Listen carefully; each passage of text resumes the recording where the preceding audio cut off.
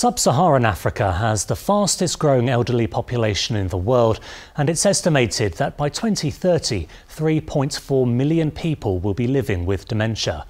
Not only are there limited health services and a lack of awareness, but more needs to be done to challenge the stigma surrounding the condition and support for those who need it. Neha Wadka has this report from Nairobi in Kenya, where she met two women making a difference.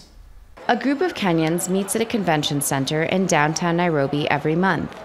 They are carers, husbands, wives, sons and daughters, looking after loved ones living with Alzheimer's disease and other forms of dementia, and they're here to find support. Here in Kenya, lack of awareness about Alzheimer's and other dementias means that people living with these conditions and their families often face a great deal of stigma, some even being accused of witchcraft.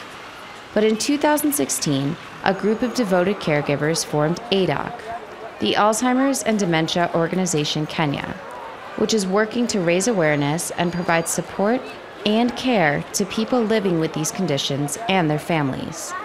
Founder Elizabeth Mutunga started ADOK, Kenya's first and only support group for care partners, after her father was diagnosed with dementia and she couldn't find a single organization offering support and information about the disease. When my dad was diagnosed with dementia, initially, even before the diagnosis, I had heard of support groups, and I was looking for a support group where I would plug in and where I would come in and seek help. So I went around looking. I didn't get help until 2007. So 2007, we decided with other caregivers to set a support group, and that is how I got involved. Christine Mungai, ADOK's chairperson's mother, is living with dementia. She says that working a full-time job and being her mom's primary carer can sometimes be challenging.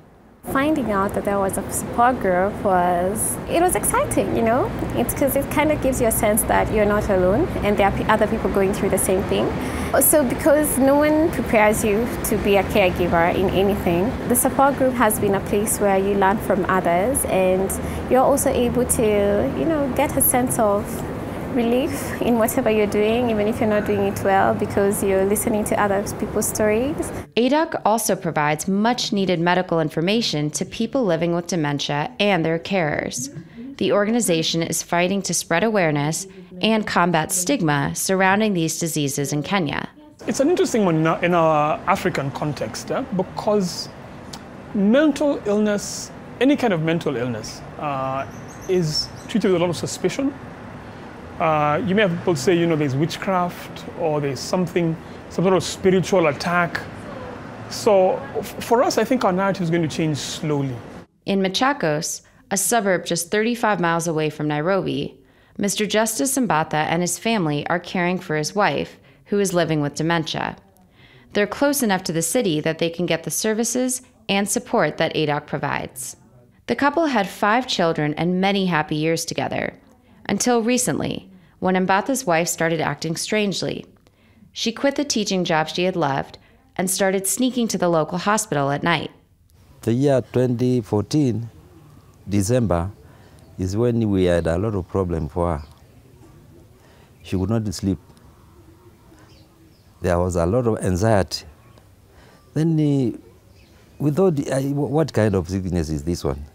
After multiple misdiagnoses in Kenya, Mbatha took his wife to India, where she was diagnosed with dementia. We go to a support group because we know some things which may be happening to your relative or your wife may coincide with another one. Some will not, you see? And from there we learn how to handle them, how we can handle these people. Thanks to ADOK, Mbatha feels more prepared to care for his wife. After all, he says, 46 years of marriage is no small feat.